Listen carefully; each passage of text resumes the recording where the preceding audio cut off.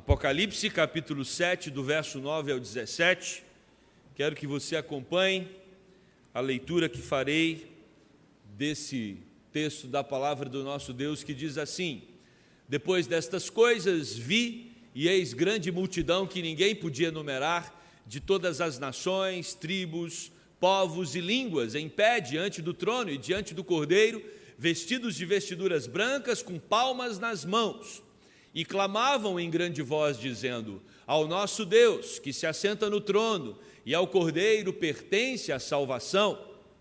Todos os anjos estavam de pé, rodeando o trono. Os anciãos e os 4 seres viventes diante do trono se prostraram sobre o seu rosto e adoraram a Deus, dizendo: amém, o louvor e a glória e a sabedoria e as ações de graças e a honra e o poder e a força sejam ao nosso Deus pelos séculos dos séculos, amém. Um dos anciãos tomou a palavra dizendo: estes que se vestem de vestiduras brancas, quem são e de onde vieram? Respondi-lhe: meu Senhor, tu o sabes. Ele então me disse: são estes os que vêm da grande tribulação. Lavaram suas vestiduras e as alvejaram no sangue do Cordeiro, razão porque se acham diante do trono de Deus e o servem de dia e de noite no seu santuário. E aquele que se assenta no trono estenderá sobre eles o seu tabernáculo. Jamais terão fome, nunca mais terão sede, não cairá sobre eles o sol nem ardor algum. Juntos o versículo de número 17, pois o Cordeiro que se encontra no meio do trono os apacentará e os guiará para as fontes da água da vida, e Deus lhes enxugará dos olhos toda lágrima. Aleluia. Vamos mais uma vez falar com o nosso Deus. Pai, obrigado, porque ao abrir a Tua palavra, ao ler esse texto, nós nos deparamos com uma realidade maravilhosa. A certeza de que nós somos um povo vitorioso em Cristo Jesus. Que os nossos corações saiam daqui hoje aquecidos por esta verdade. Oramos no nome do Senhor Jesus, nosso Salvador. Amém. Na China comunista, num momento muito tenso e intenso, quando os cristãos eram perseguidos mais do que nos dias de hoje, os soldados, em nome do Estado, chegaram numa mulher que professava Jesus como Senhor e Salvador e disseram para ela: se você não negar Jesus, nós vamos retirar o seu filho e o Estado vai se apropriar dele e você não terá mais contato com ele. E ela teve, diante daquela situação, um dilema profundo. A quem ela amava mais? A Jesus ou ao seu filho?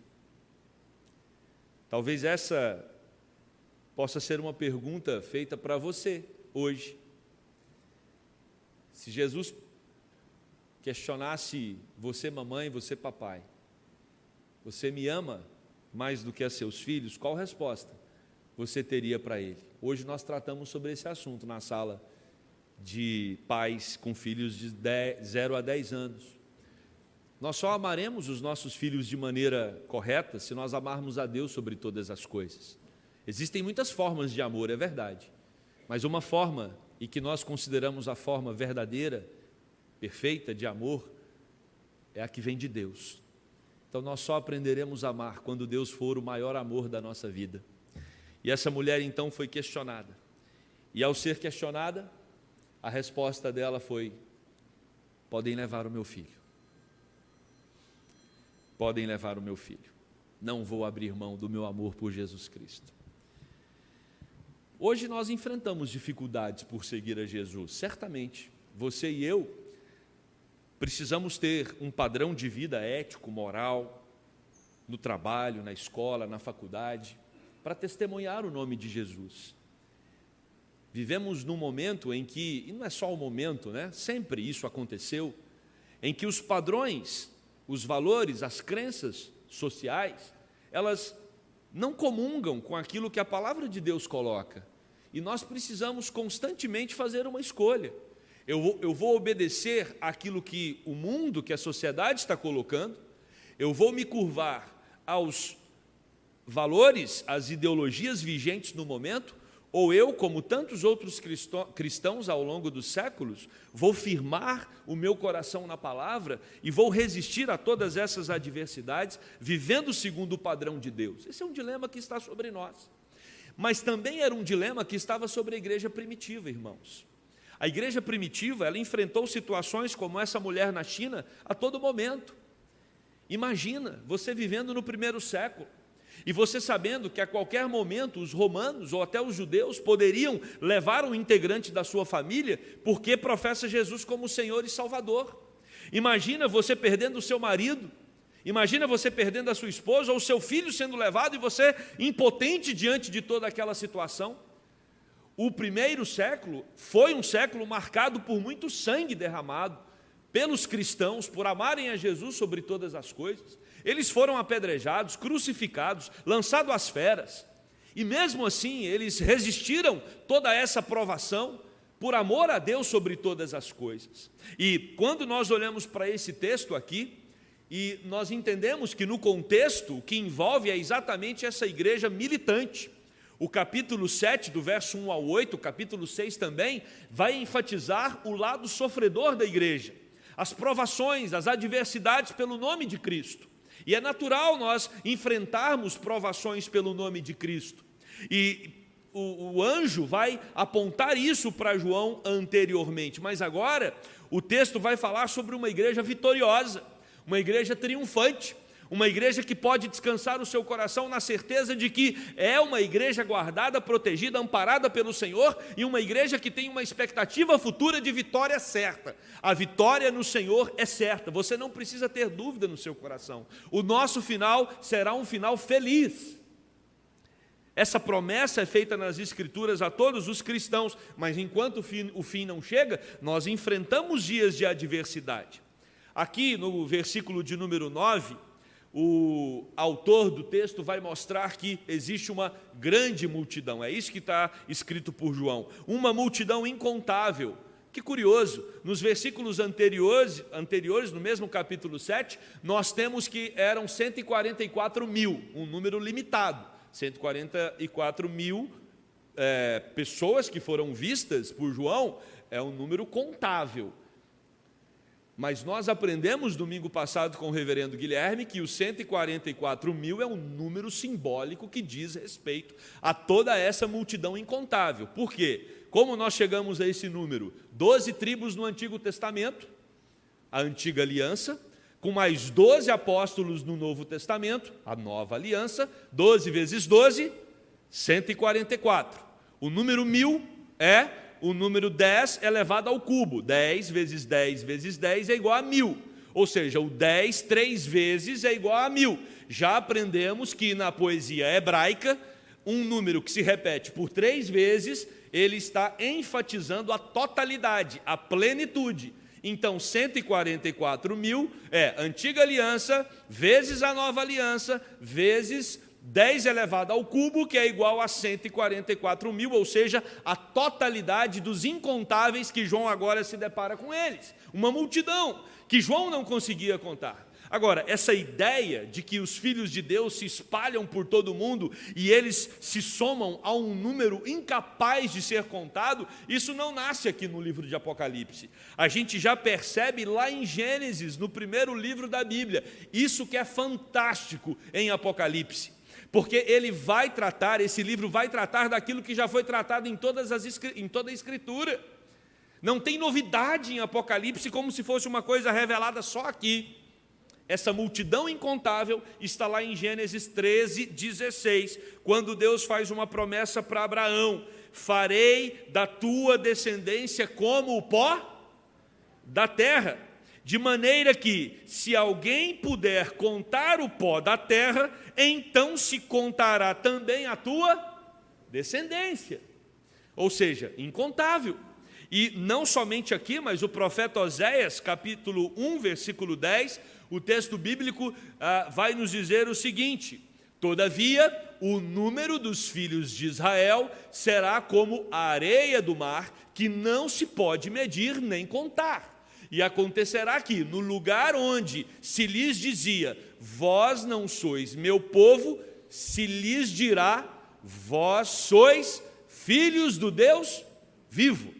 O que o profeta está dizendo é, a salvação não é só para uma nação, mas a salvação é para todos os povos, e em lugares aonde não se acreditava que teria filhos de Deus, ali também terão filhos de Deus. Vai ser um lugar onde os filhos de Deus vão crescer, se multiplicar.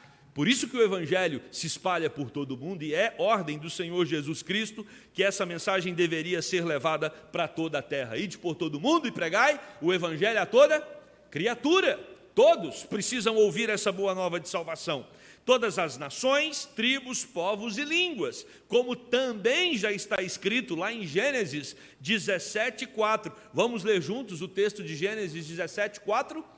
Quanto a mim, será contigo a minha aliança, será pai de numerosas nações. Deus fala para Abraão, você vai ser pai de numerosas nações. Meus queridos, o Evangelho é o convite de Deus não só para um povo específico. Paulo também vai trabalhar aos romanos. Não é para uma classe social específica. O Evangelho é para todo povo, língua, nação, tribo. Para todo ser humano. Se você está aqui hoje e ainda não conhece Jesus como seu Salvador, muito cuidado. Eu sei que nós temos uma tendência de às vezes olhar aqui para a nossa nação e ver igrejas evangélicas que podem causar alguma confusão na nossa mente, e a gente fica em dúvida, puxa, mas é isso que é evangelho? Será que foi isso que Jesus ensinou? Por isso o convite da Igreja Presbiteriana da Gávea é sempre, olhe para Jesus Cristo. Nós devemos ser discípulos dele. Nós não devemos olhar muitas vezes para religiões que são organizadas pelos homens, porque às vezes teologias distorcidas, heresias, podem nos afastar do verdadeiro evangelho. O verdadeiro evangelho, ele é anunciado por Jesus Cristo. E o meu convite para você hoje, se ainda não conhece Jesus como Salvador, é conheça-o, porque ele é o Salvador, aquele que morreu numa cruz para nos perdoar os pecados, como veremos aqui nesse texto. O texto também vai dizer que eles estão limpos diante do Cordeiro, porque foram purificados de todo o pecado, estão com vestiduras brancas dadas aos vencedores. E meus queridos, nós temos um detalhe muito relevante para a Igreja da Gávea aqui nesse texto, porque ele vai falar que esses de todas as tribos, povos, línguas e nações que estão nos céus adorando o Cordeiro, adorando a Deus, eles estão com vestiduras brancas, sinal de pureza, sinal de limpeza, mas eles estão também com ramos, com palmas nas mãos. E às vezes, quando nós olhamos para a Igreja Presbiteriana da Gávea, nós somos uma das poucas igrejas que na Páscoa, no domingo que antecede a Páscoa, a gente usa o raminho. Eu não sei se tem muita igreja evangélica no Brasil que tem essa prática. E a gente pode até ser criticado por alguém, por uma outra igreja que diz assim, nossa, que estranho, no domingo antes da Páscoa eles ficam lá balançando o raminho. Escreveram isso no nosso Instagram nesse ano agora. Gente, voltou a ser católica a Igreja da Gávea? Quero dizer para aqueles que nos criticam, lá no céu a gente vai balançar raminho. Então o que a Gávea faz nada mais é do que treinar para fazer bonitinho no céu. Os ramos não só eram usados no passado. O texto está dizendo que os ramos também serão utilizados nos céus. Porque os ramos, quando você levanta os ramos e você balança, lá no tempo de Jesus, quando Jesus entra em Jerusalém, e ele é recebido com ramos nas mãos, as pessoas gritavam, Hosana ao que vem em nome do Senhor. Esses ramos têm o símbolo de vitória e alegria. Igreja da Gávea é uma igreja vitoriosa? A Igreja da Gávea é uma igreja alegre? Vamos continuar. Amém, presbítero Wilson? Amém. Nosso vice-presidente do conselho concordou. Então, nós vamos continuar levantando os nossos raminhos no domingo que antecede a Páscoa, porque nós somos um povo alegre e vitorioso, e lá no céu, aqueles que fazem parte da multidão incontável estão levantando seus ramos e exaltando ao nome do Senhor pela vitória que eles adquiriram por meio de Jesus Cristo, nosso Senhor e Salvador. O versículo 10 vai dizer que, se num momento a multidão estava clamando por justiça por causa daqueles que perseguiam e matavam os cristãos, agora, no lugar do clamor, existe uma adoração. O povo está feliz, exaltando ao nome do grande e poderoso Deus, e não só aquela multidão incontável, porque o texto também vai nos ensinar no verso 11, que eles se somam aos anjos. Meus queridos, nós precisamos usar a imaginação. Imaginação é um atributo de Deus, é um dom que Deus nos deu. Nós precisamos tentar construir nas nossas mentes, quando lermos um texto desse, que visão é essa, que cena é essa? Uma multidão incontável e também anjos ali se misturando com essa multidão para que juntos possam adorar, exaltar e bendizer ao Deus grande e poderoso, Criador dos céus e da terra, ao nosso Salvador, Jesus Cristo nosso Senhor.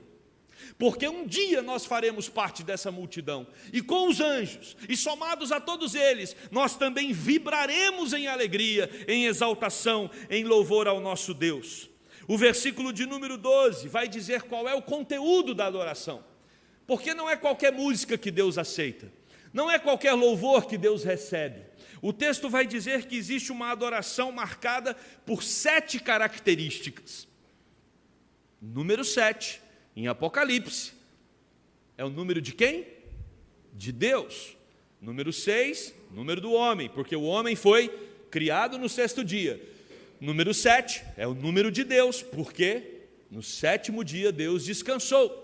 E a adoração aqui no versículo 12, ela é marcada por louvor, glória, sabedoria, ações de graças, honra, poder e força.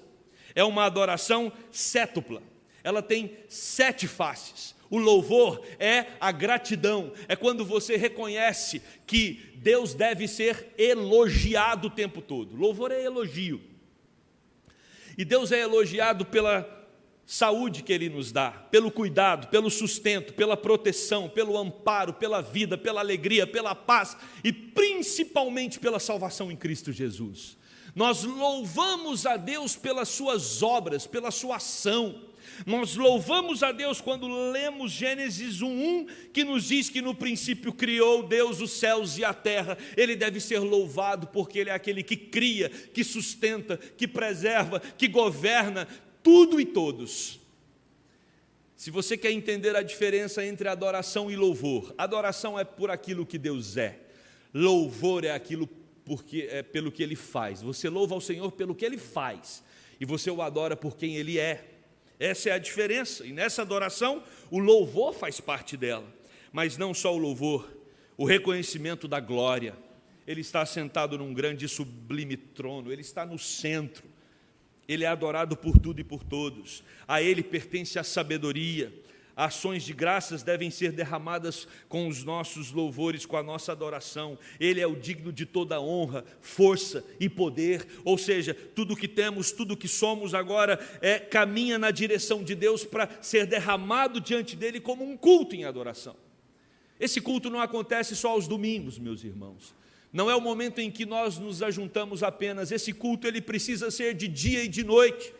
Se nós acabamos de falar aqui dos ramos, né, que nós temos a prática do ramo aqui, de balançar os ramos como sinal de vitória e alegria, no céu também nós balançaremos o ramo. O texto fala de alguma coisa que vai muito além. A adoração que é dada a Deus, ela é de dia e de noite.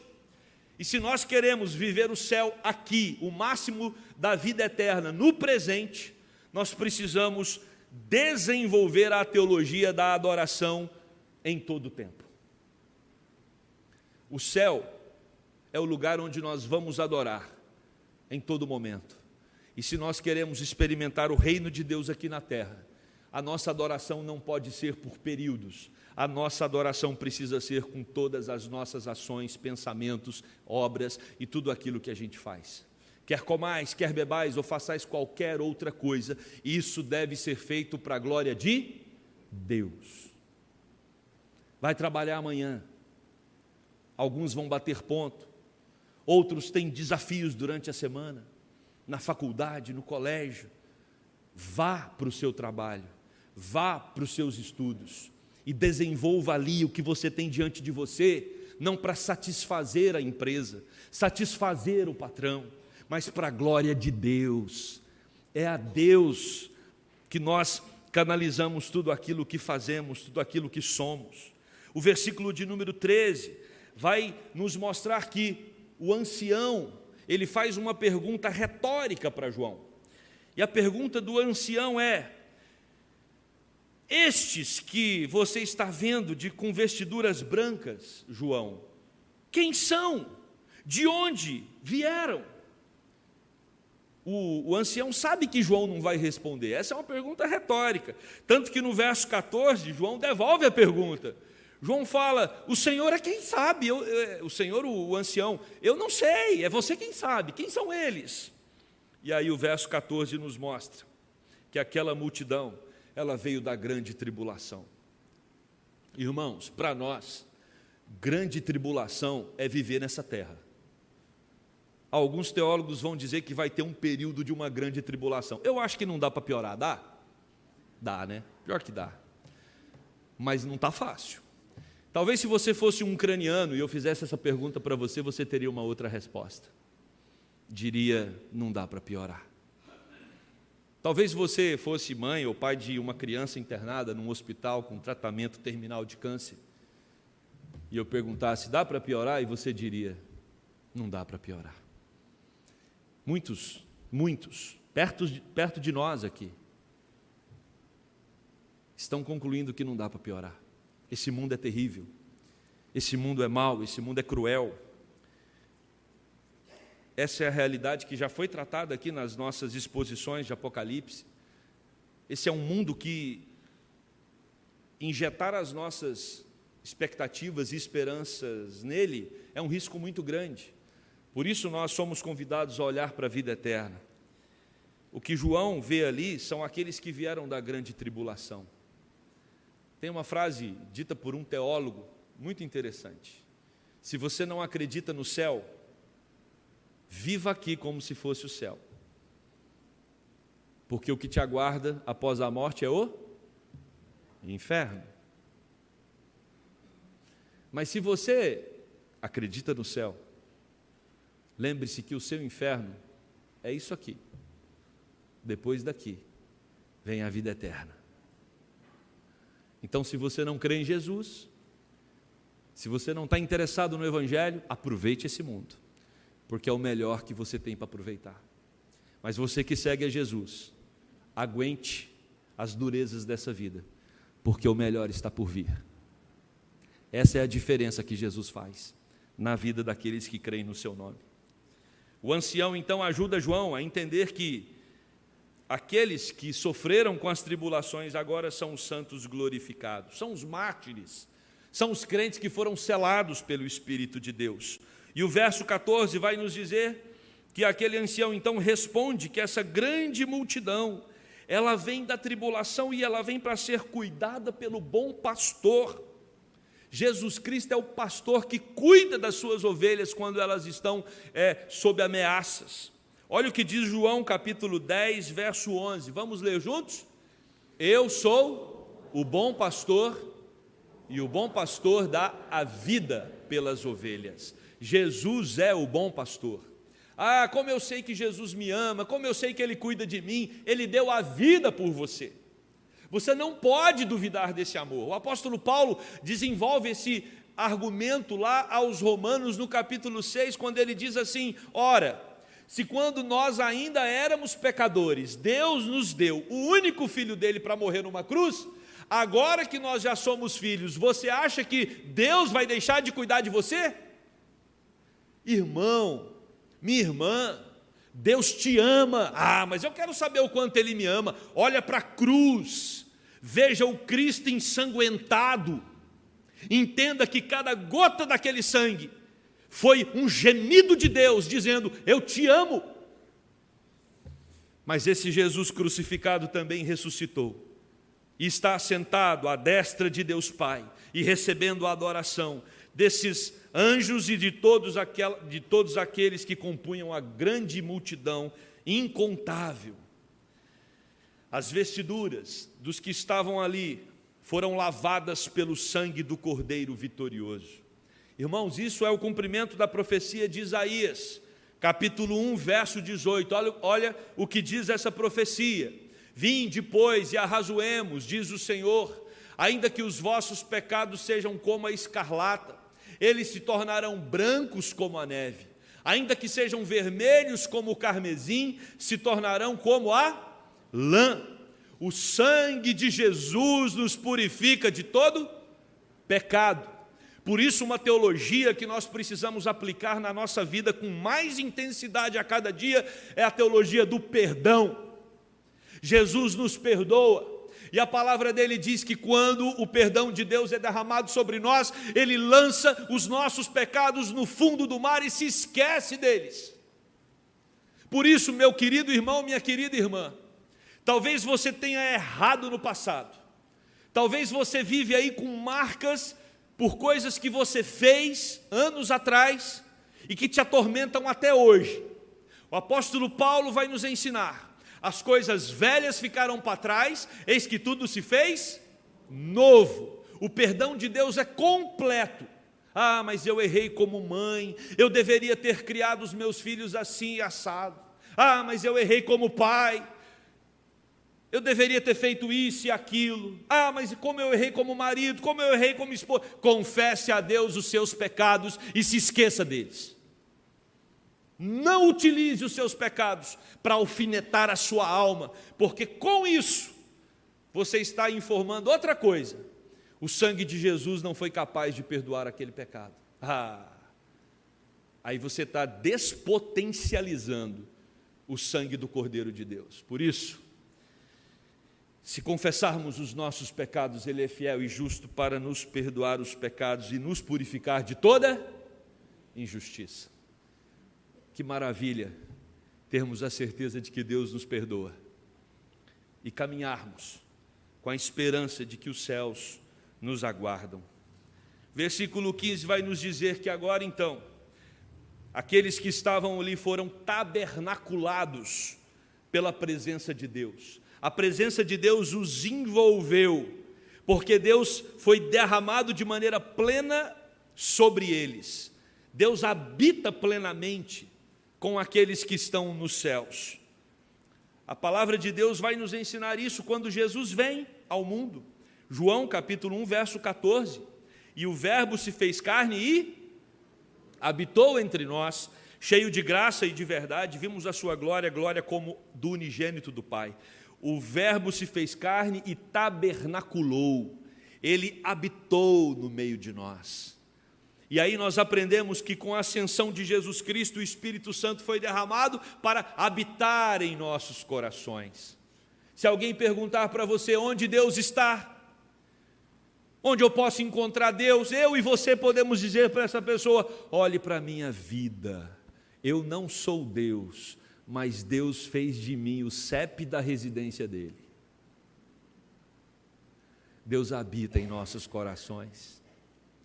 Ele mora dentro de nós por meio do seu Espírito. Mas Paulo também vai dizer que nós estamos num período, porque ainda vivemos na grande tribulação, em que a carne milita contra o Espírito. Mas no céu não terá mais a carne.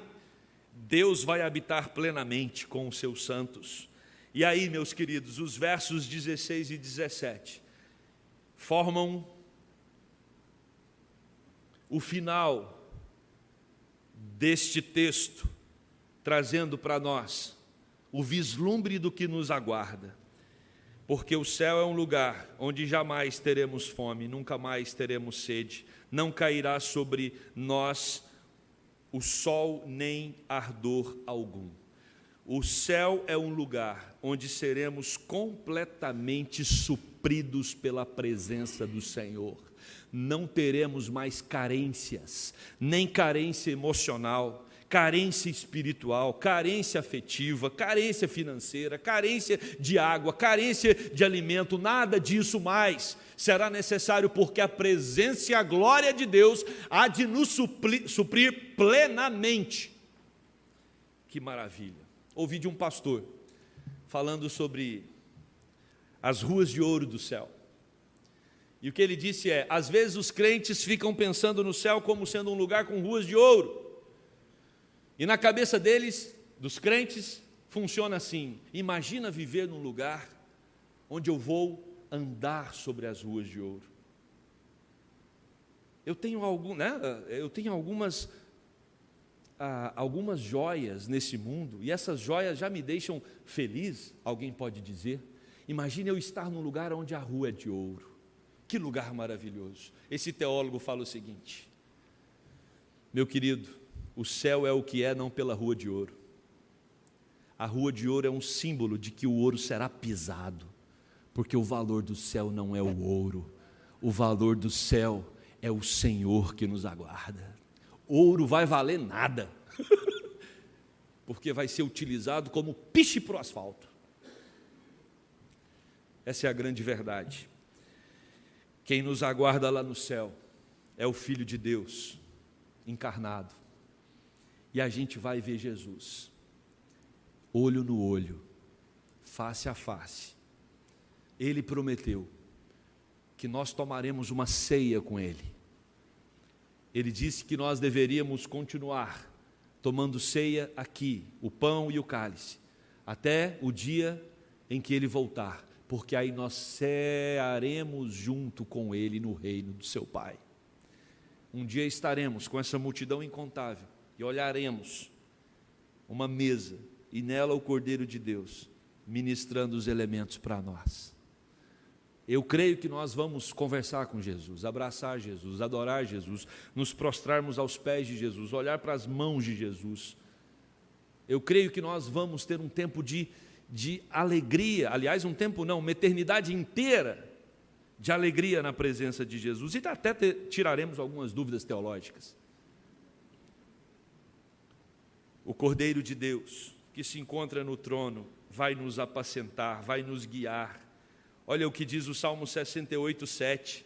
Ao saíres, ó Deus, à frente do teu povo, é Deus quem vai à nossa frente, ao avançares pelo deserto, Ele é o pastor que nos guia, que nos protege, que vai à frente para procurar suprimento para as nossas vidas. Não se preocupe, meu irmão, Deus está à sua frente, abrindo o caminho. Vários textos mostram isso nas Sagradas Escrituras. Ele é quem nos guia. Salmo 23, verso 3, leamos juntos. Olha o que diz esse salmo: guia-me pelas veredas da justiça por amor do seu nome. Olha, Ele é aquele que nos leva ao pasto. Jeremias 50, verso 19, vamos ler juntos mais uma vez. Farei tornar Israel para a sua morada, e pastará no Carmelo e em Bazã, fartar-se-á na região montanhosa de Efraim e em Gileade. Ele é o Deus que nos protege com o seu cajado, Ele é quem nos carrega no colo. Olha o texto do profeta Isaías, capítulo 40, verso 11. Como pastor apacentará o seu rebanho, entre os seus braços recolherá os cordeirinhos e os levará no seio, as que amamentam Ele guiará mansamente. O Senhor é aquele que coloca os feridos, os machucados no seu colo e os protege e os acaricia. O nosso Deus é um Deus carinhoso, o nosso Deus é um Deus amoroso, o nosso Deus é um Deus que tem o olhar de ternura. Leia os evangelhos e perceba claramente isso em Jesus. Nosso Deus é um Deus que nos convida a um relacionamento de amor com Ele. E aí, meus irmãos, para terminar, o texto vai nos dizer que esse Deus que supre as nossas necessidades, porque Ele é o nosso pastor, Ele vai enxugar dos nossos olhos toda lágrima. Não haverá mais sofrimento, não haverá mais choro, não haverá mais angústia, crise, pavor, medo e terror, porque a glória do Senhor nos envolverá totalmente. Isaías 35:10 diz assim: os resgatados do Senhor voltarão e virão a Sião com cânticos de júbilo, Alegria eterna coroará a sua cabeça, gozo e alegria alcançarão, e dele fugirá a tristeza e o gemido. Aleluia. Concluindo esse sermão, aquela crente em Jesus, chinesa, que viu o seu filho sendo levado, o reencontrou depois de 20 anos. Era um jovem ateu e que tinha por ela um grande desprezo. E essa foi a dor que ela carregou por toda a sua vida, por amor a Jesus. Eu quero concluir convidando você a uma reflexão. Jesus perdeu a vida dele por você. O que você está disposto a perder por ele? Até onde você deseja amar a Jesus? A palavra de Deus nos mostra que devemos amá-lo sobre todas as coisas. Esse texto está querendo dizer também que se nós amamos a Deus sobre todas as coisas, Deus pode tirar todas as coisas de nós, que nós vamos continuar o amando. Não sei onde Deus tem tocado na sua vida, não sei o que tem tirado a sua paz, não sei o que tem tirado a sua alegria, não sei quais foram as perdas da caminhada por causa de Jesus, mas através desse texto, o que eu sei é que se você tem sofrido por Jesus, o seu final será vitorioso e glorioso, e um dia você estará somado a esta grande multidão e aos anjos, bendizendo ao Senhor por toda a eternidade, e Ele vai enxugar dos seus olhos toda lágrima, e você vai viver com Ele para sempre, regozijando-se na presença dEle e na presença de todos aqueles que pagaram o preço para seguir e amar a Jesus sobre todas as coisas. Que o Espírito Santo de Deus nos capacite a perder nessa vida para ganhar a vida eterna. Amém? Vamos orar. Querido Deus, que desafio nós temos enquanto atravessamos dias de tribulação aqui. Quantos irmãos estão machucados nesta manhã? Quantas pessoas estão em crise com a sua própria caminhada, com a sua própria jornada? Talvez Deus tenha aqui nessa manhã pessoas que ainda não encontraram um sentido para viver, estão angustiadas, deprimidas, com conflitos profundos. Outras, Deus tem enfrentado tribulações externas, dificuldade no trabalho, na faculdade, no colégio, na família. Ou seja, Deus, a todo momento nós somos feridos neste mundo, mas nos ajude a glorificar o Senhor, a Te amar sobre todas as coisas e a jamais tirarmos os nossos olhos do foco, que é Jesus Cristo, nosso único Senhor.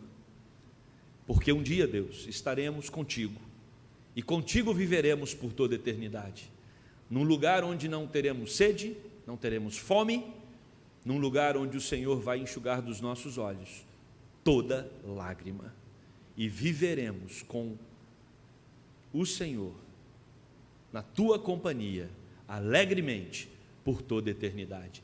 Encha os nossos corações desta viva esperança que nos foi dada por meio de Jesus Cristo, o nosso Senhor e Salvador. Amém e amém.